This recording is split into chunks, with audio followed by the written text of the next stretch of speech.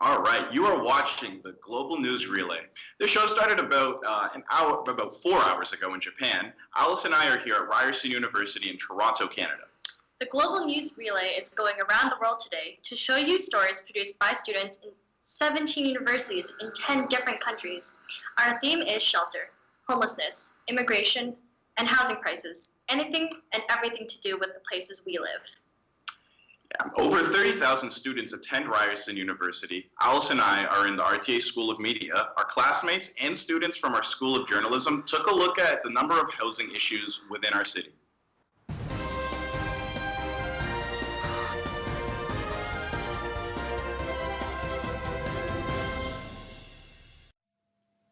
Hello and welcome to the Global News Relay. I'm Juliana Durso. And I'm Ali Juwani. We are reporting to you from Ryerson University in Toronto, Canada. Toronto is the largest city in Canada with around 2.8 million residents. But with all those people come housing problems. Over the next 20 minutes, you'll get to see some of the shelter issues we have here in Toronto. From students looking to find affordable housing, to overcrowded homeless shelters, to landlords struggling to control online rentals like Airbnb, the housing crisis in the city touches everyone from different backgrounds. Over the last decade, prices in Toronto's real estate market have skyrocketed. Just last year, the average price of a detached home rose to $1.5 million. That is really expensive. The rise in prices has outpaced income, and especially for young people who are trying to buy their first home, it's even more challenging to enter the market. Some analysts say Canada's economic and political stability has attracted investment from foreign buyers, and that has caused some Canadians to resent foreigners who park their money in property here. But is it actually true that foreigners are the ones that drive up prices? Reporter Jasmine Bala tried to find out. This is the dream, a single detached home in a quiet neighborhood. But high prices make it difficult to afford these types of homes. And Canadians blame foreign home buyers for driving up these prices. Some have even posted on forums about it.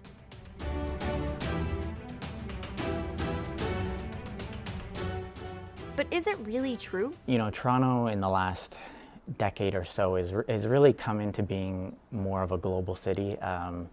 You know, we've seen very strong migration to Toronto. So I think there is this sense that there are a lot of non-residents who do want to live here. You know, Canada, Toronto, it's always been very attractive for foreign investors. We've had a very stable economy. We have a stable political climate, so those type of things always attract foreign investment. So I think there is a sense among home buyers that it's probably more important than it really is. But as data shows, it is a factor, but it's probably not as big a factor as people think. Data collected by Statistics Canada in December shows foreign buyers own 3.4% of all residential properties in Toronto. While this may not seem like a lot, the president of a Toronto brokerage says it has pushed up prices. So they might only own 4%. They're responsible for close to 10% of sales in York region. 10% is a lot. Like 10% is enough to push your market's average price up quite a bit, right? That's thousands of buyers. The government introduced a 15% tax on foreign buyers in April last year. Andrew Scott, the housing market analyst, says this has had an impact on the market. We've had some policy changes that have sort of cooled the market down. We've seen a drop in sales. We've seen a drop in prices. We are right now in sort of balanced market conditions. Whereas about, this time a year ago, we were in a very hot market. It was what we would consider a seller's market. We know now that foreign buyers own 3.4% of all residential properties in Toronto. And while some believe that foreign buyers are the reason prices have gone up, we don't know for sure.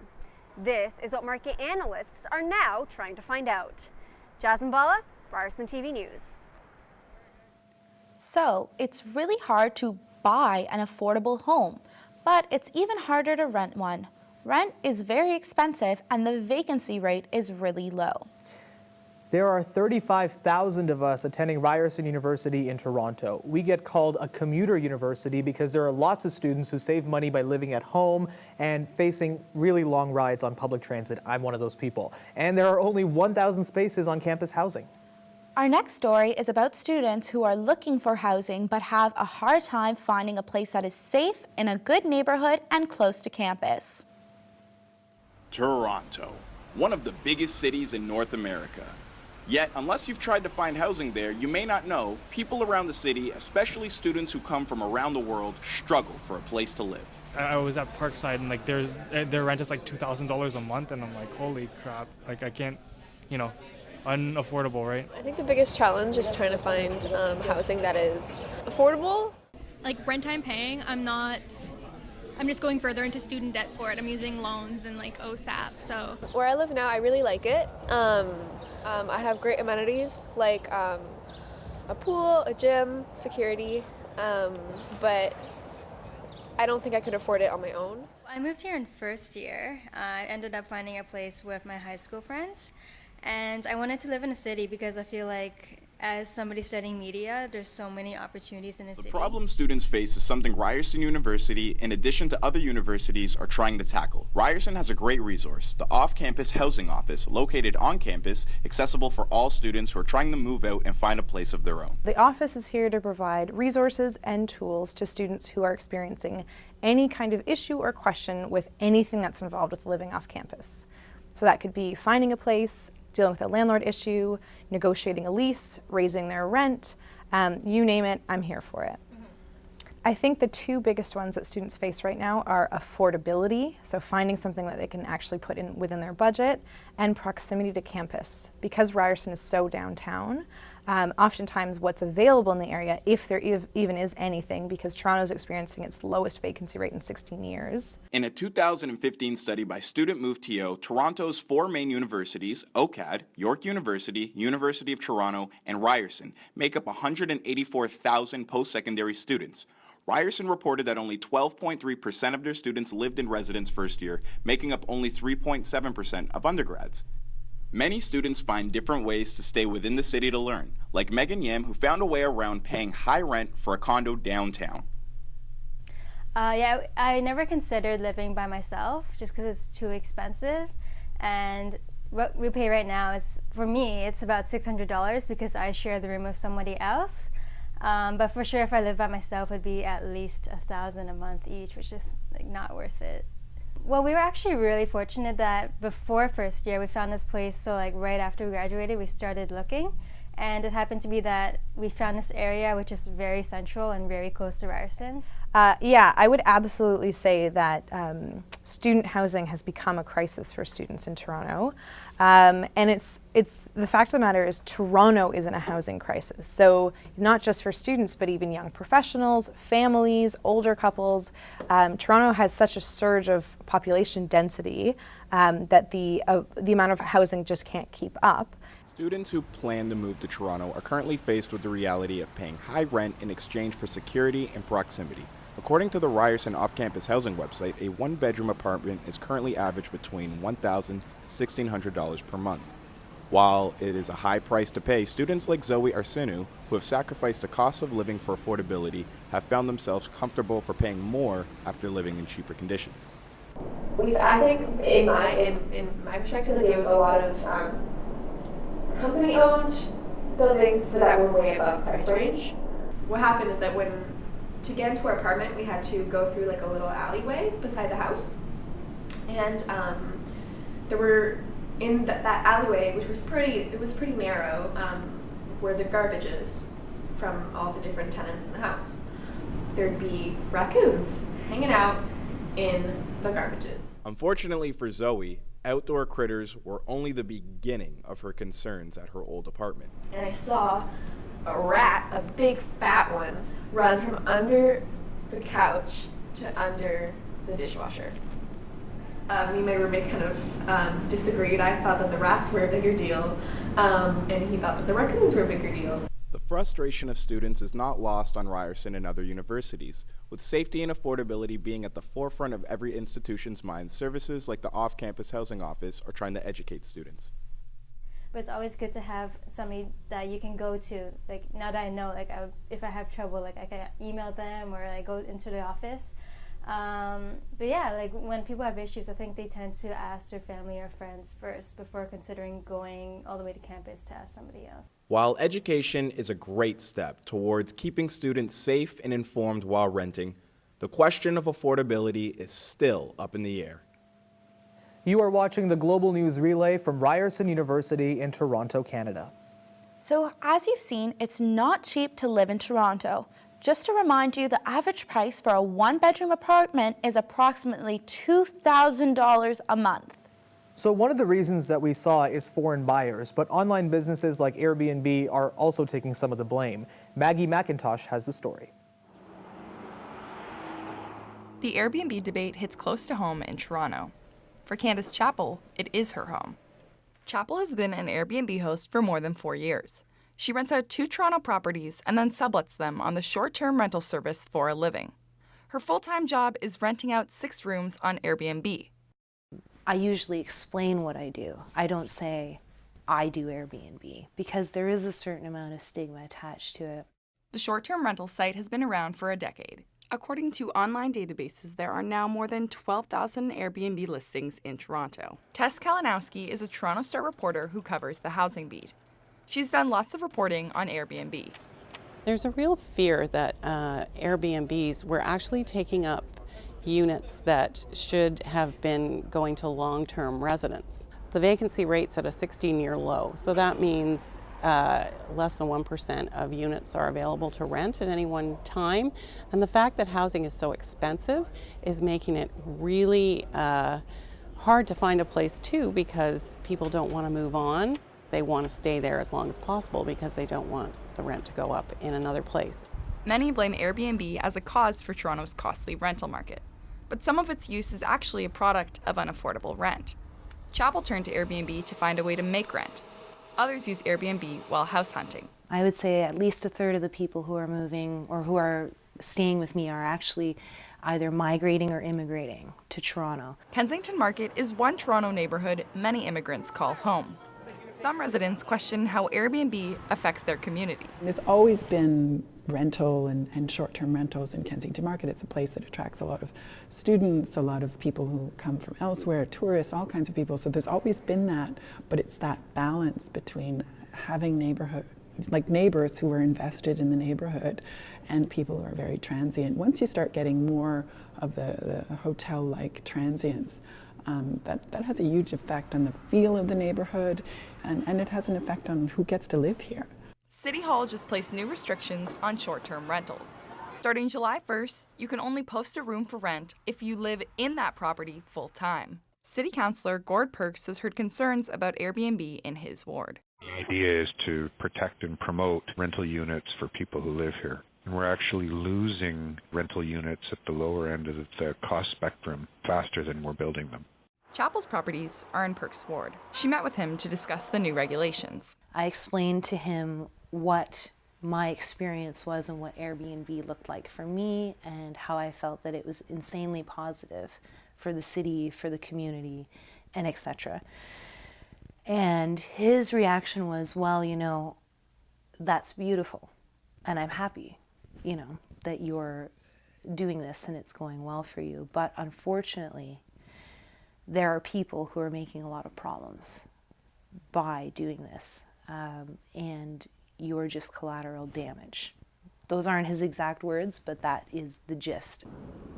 Toronto has been challenged by increasing rental prices and low vacancy rates for years. The hope is that these new Airbnb regulations will open the doors to more affordable apartments in the city. Maggie McIntosh, Ryerson TV News. Let's say you found a relatively affordable, cozy place to live near campus. Now there may be a new problem to worry about. Soon, using marijuana is going to be completely legal in Canada, and that means many Toronto renters will have to deal with the consequences. For example, though it may be illegal to smoke marijuana in your home, is it okay to smoke in an apartment you rent? Will that be a problem for other tenants of the building? And even if it is there anything anyone can do about it? Here's Lavenia Raja with some of the answers.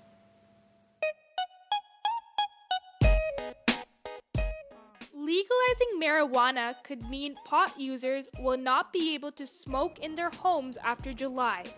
Several landlords are working to include new bylaws that will restrict pot use in rental properties.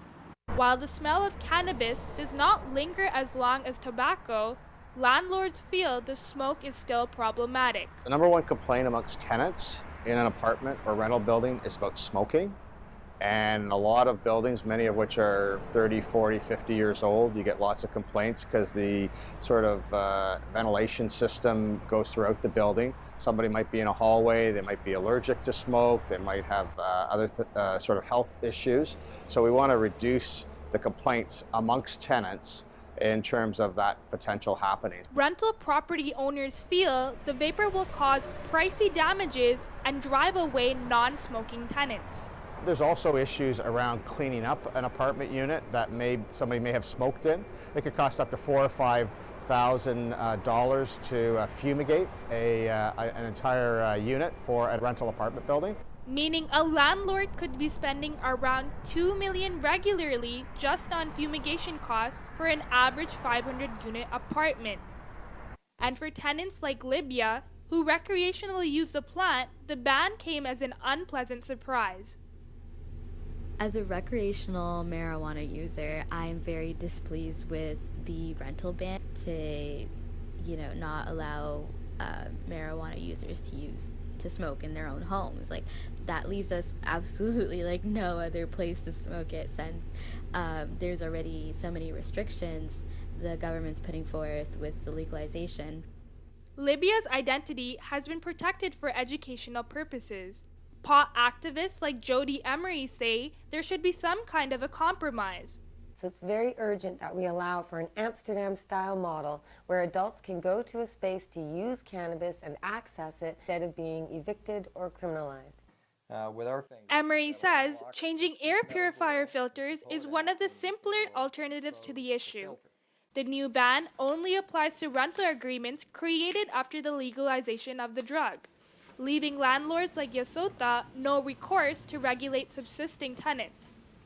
But Murphy says there is a loophole to keep both landlords and tenants happy. You don't have to smoke marijuana. There is edible marijuana products, and so you don't necessarily need to smoke it. This is Lavanya Raja for Global Campus Network. So far, our stories have been about the troubles of renting and buying in Toronto, but there are over 6,000 people seeking shelter every day in the city. They don't have anywhere to live. The city has been adding extra beds to existing programs and opening up new shelters, but most of these shelters offer a place to sleep at night, but they close their services during the day, leaving homeless people on the streets. The Scott Mission opens its doors for everyone, day and night. The mission offers practical, emotional, and spiritual support to thousands of people every year. Mike Marson is one of the people who has really benefited from this program. Gabe Chufo has the full story. This is Mike Marson. He works as an assistant here at the Scott Mission, but only a few short years ago, he was another one of the hundreds of homeless people living on the streets in Toronto. The Scott Mission is a place of support, healing, nourishment, both spiritual and physical, and friendship too. While Mike has been able to find new hope through his time at the mission, things weren't always so easy. Before coming to the Scott Mission, life was quite different for Mike. When I first started coming here, I didn't have proper winter clothes, and the Scott Mission staff was eager to help me get boots, and I was wearing shorts. It was the winter time, and a winter pants and a winter coat, and if I could count all the calories of the meals I've eaten here, it'd be maybe infinity. My life was great up until about 2003, but then in 2003 I was diagnosed with schizophrenia, and I went off of medication and started living on the street, and then I was basically as hard as rock bottom as you could imagine. I wasn't doing drugs or drinking, but I was eating out of garbage cans and wearing clothes I found on the street. And yeah, that's what my life was like for a couple of years before I started coming to the mission. To Kathy Crow, a visiting practitioner and former instructor of homelessness in Canada at Ryerson University, stories like Mike's are very common, an issue that Kathy says has been around for quite some time. Early on in my career, in the late 90s, homelessness was so bad, we declared it to be a national disaster. Aiming to help fight this issue, the Scott Mission is more than just a place to sleep, and has been since it started up in 1941. According to James Abraham, a case manager here at the Scott Mission, their services are used by many on a daily basis. We see hundreds of clients a day. Yeah, either for meals, for clothing, for the Bible studies, whatever program's running during that day. Yeah, that door definitely opens at least 100 times a day. With so many clients visiting the mission every day, the crowd it draws in is quite diverse. We have two kinds of clients. We have clients that come all regularly, and there's clients that come, get the help they need, and move on. Part of what draws clients back to the Scott Mission is not only the programs they offer, but the friendship and community that's built here. Some of them already have housing, they already have jobs, but they come back because their friends are still here. They still have the community here, so they'll still come by and visit either the staff or other friends that are still here. So for people like Mike, that community has opened up a support system, allowing for him to find the right people to talk to. Everybody is very humble, very eager to talk to you on a very personal basis, no matter from the people who, for example, work in maintenance or the kitchen. Having worked firsthand with Toronto's homeless community for many years, Kathy explained that people are looking for services like these. People look for good health care. They look for somebody that can help them obtain the various systemic issues they need, a letter so that they can obtain the special diet form, or, different pieces that are part of just survival. They look for safe drop-in space. This is something the Scott Mission has tried to address, starting with the way they approach welcoming newcomers to the mission. We have a whole model in terms of the process. Usually if you're here for the first time, you get to sit down with staff, we get to talk with staff. You'll get basic services like food, clothing, help with housing and stuff like that. For Mike, part of that process was giving him the tools needed to get out into the workforce. I started doing power washing for the Scott Mission last spring, and they were happy with my work, so they decided they would let me continue. They actually developed a program, a transformational program, to help me redevelop job skills. So now I'm working closely with staff and in a number of capacities. Kathy is hopeful, however, that with the right programs and effort, progress can be made in providing help to those who need it most. Usually when it works, it means that they've had programs that are really about what we call social inclusion, and it involves art, it involves computer skills, it involves speaking engagement, it involves a lot of fun, really practical but fun, and loving relationships in those communities. They're places that I can walk into any day and just feel like a part of. With hundreds of visitors every day, one thing is certain. The Scott Mission is doing their part to help fight homelessness in Toronto.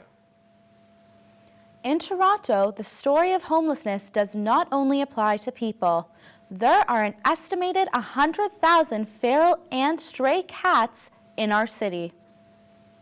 Many feral cats are cats that have been living alone in the wild for generations. Without proper nutrition, shelter, and sterilization, the population of homeless cats in the streets is only growing. But there are many people and organizations trying to help these cats. This next story is about some of those people and their dedication towards this cause. This is Ernie. He is one of the 100,000 feral cats in Toronto. Most of them don't have a home, but Ernie lives in the backyard of Julie Erblund and Dawn Onishenko, who have been taking care of feral cats for around 3 years. For a while, there were so many cats, and there were so many cats being hit by cars and injured, and once you start trapping, they start to get healthier, and they have a better quality of life. However, not all of Julie and Dawn's neighbors see eye to eye with them on the issue. They think that you are creating this problem of all these wild cats that spray and go to the bathroom in their gardens and things like that. So the neighbors start getting angry and frustrated with you, even though what we're doing is we did it because we couldn't handle seeing this population of cats, and also cats spraying in our house and outside and stuff like that. So Julie and Dawn have set up several shelters for the cats in their backyard. Originally, there wasn't going to be anything up here on this deck. It was all going to be elsewhere outside of the yard, but as winter came and as the years went by and we got more attached to the cats, well, things changed. So this water bowl is electric, so it plugs in so it doesn't freeze. One of the big things for feral cats is actually water. And what happens is feral cats actually drink out of puddles in the winter, and it's often antifreeze that's dripped off from cars. These are 2 shelters, so right now it's obviously still cold, so they need them. Julie and Dawn first got their cat shelters from the Toronto Street Cats Workshop. Carol Hronchek, a volunteer, organizes several of these workshops throughout the year. She also takes care of her own colony of feral cats. Feral cats, people assume any cat that they see on the street is feral. And they often say, they'll be picking up a cat and they'll say, oh, this cat is a feral cat. Well, no, that's different. That might be a street cat or a homeless cat or a stray cat that is socialized to humans. A true feral cat would be one that has been born outside or anywhere and has not had human contact, does not understand human contact, wants to stay away. Carol says that building these shelters helps keep homeless cats safe. Sadly, also cats find inappropriate ways of keeping warm, like when you drive home at the end of the day, you park your car outside, the engine is actually really warm. A cat doesn't realize, or actually any critter, that that's an engine that someone can turn on. So they'll climb up into it in the evening to look for a warm spot. And unfortunately, cats have died. By providing them these shelters where they can actually find and seek some warmth and some get away from the cold and not actually freeze to death, we have now been able to extend their lives. Besides Toronto Street Cats, there are other groups in the city such as the Toronto Humane Society and Toronto Animal Services that are working together to find a solution to the feral cat crisis. They provide services like the Trap, Neuter, and Return program, which helps control homeless cat population by providing free neutering services. Despite her efforts towards the issue, Carol is weary of the domestication of feral cats. Again, true feral cats, it's really driven by them. And I think you're going to get very different answers if you speak to different people. I never get the word right. It's anthropomorphizing animals and in putting our human attributes to them. You have to be really careful with that because you have to look at them for what they are and who they are and respect that. I know people who have taken feral cats in and the cat basically hides all the time, and that's all it does. Years later, it's still hiding. The people think, but they've got a nice warm place, they're happy, but how can they be happy if they're not being true to themselves? However, some members of the community disagree with her. Julian Kelland has adopted 2 feral cats, Levi and Lincoln. I rescued Levi and Lincoln from Uxbridge Cat Rescue. I got Levi in October of 2014 and I got Lincoln in July of 2017. Absolutely love each other. They're so cute and they're just 2 little brothers and they're the best cats that I could ever ask for. Julie and Dawn also have plans to bring their feral cats inside. I mean, I think that we like to, we have a 22-year-old cat inside, so we can't bring any of the cats in right now. We'd like to bring 2 of them in, and one of the homes where one of our feral cats went, we would like the other cat to go there, but we don't know if she's ever going to be ready. So we'd eventually like them to be able to come in. But the other problem is that there's also the 4 or 5 cats that are showing up. What are we going to do with those cats once they start to become tamer? So just when you think that the colony is diminishing, it starts to grow again. No matter how much the colony grows, Julie and Dawn will continue to provide shelter for the cats. And that is it for our portion of the Global News Relay. Stay tuned for perspectives on shelter from around the world as the Global News Relay continues. Here from Ryerson University in Toronto, I'm Ali Juwani. And I'm Juliana Durzo. Thank you for joining us. Throughout the show, we've been joined by our hosts at Fresno State in California. Deja and Vanessa are from Fresno and are with us right now. Hi. Hi guys. How are you? So happy to have you. Yeah, thanks for being with us. Sorry for not talking to you so much earlier. So what was pretty interesting was the Airbnb story. I mean, I find that so unique. How did you guys realize that was a problem in your area? Well, Toronto's had a lot of issues adjusting to the Airbnbs. We have our lowest occupancy rate now in Toronto, so artists to restrict people from renting them out to different places.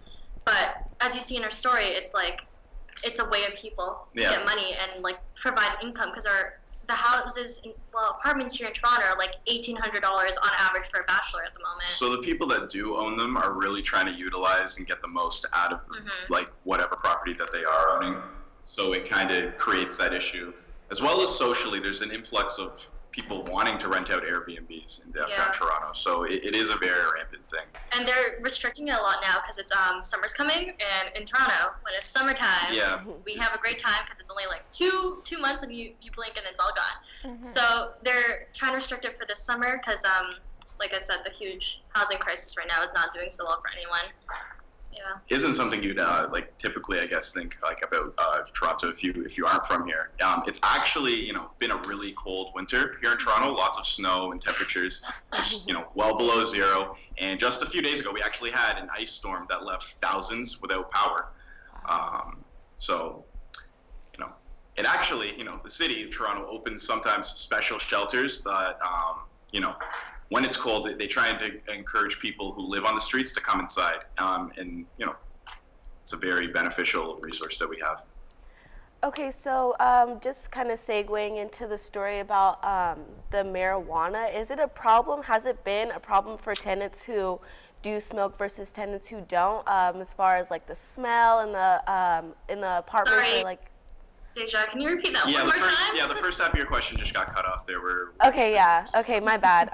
So just segueing into the story about marijuana. So is it a big problem, like in tenants versus ones who smoke versus ones who do not? Or can you tell us a little about that?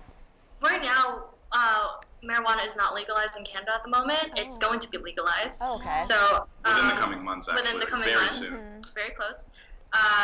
But right now, at the moment, it's a big issue for people that do live in apartments. They're thinking of it coming up. It's more so like an issue, between renters and landlords, because they did come out with a new standardized lease agreement in Toronto that kind of favors more so the landlords when it comes to smoke in anything like that being consumed inside apartments. So unless you have a medical condition where you're allowed to smoke marijuana, it kind of hinders people that are trying to do that. So there really is a clash between owners and renters. Yeah. All right, thank you. Yeah. Probably. Yeah, so do you guys have any issues like that as well for you guys in California?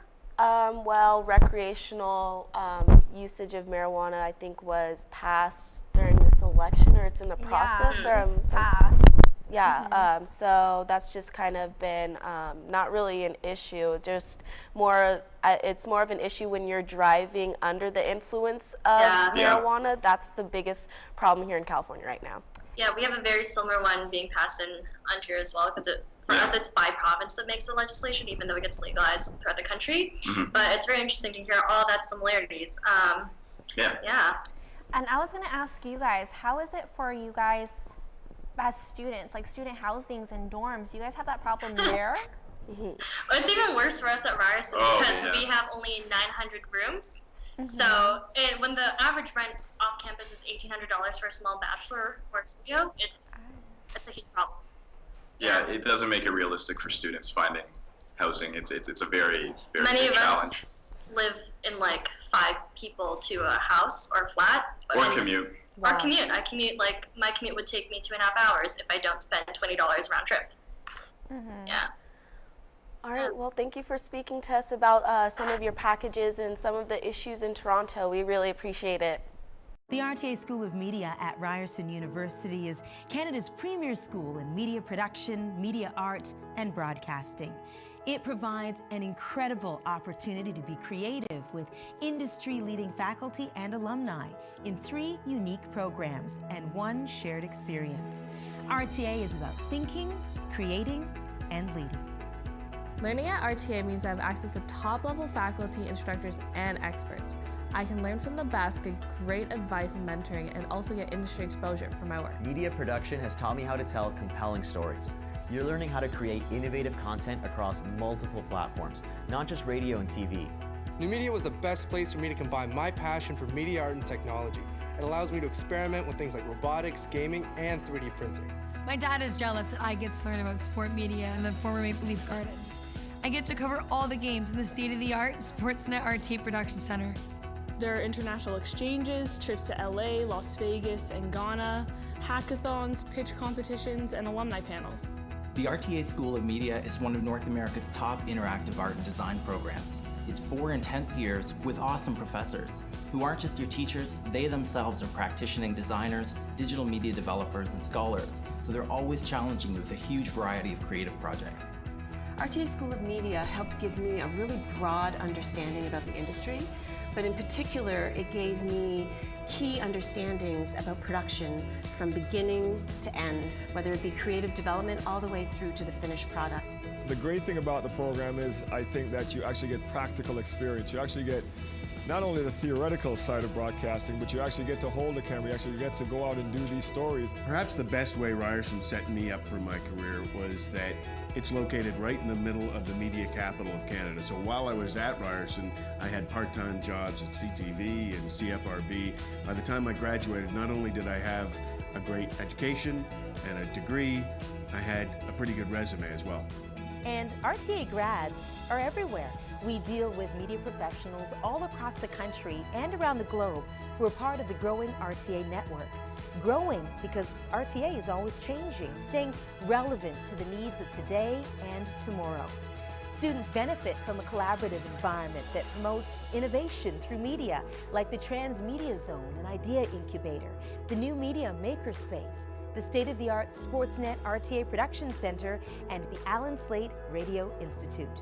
Whether sport media, new media, or media production, the shared experience of the RTA School of Media at Ryerson University will take passionate students and create media professionals and artists ready to meet the demands and challenges of the future.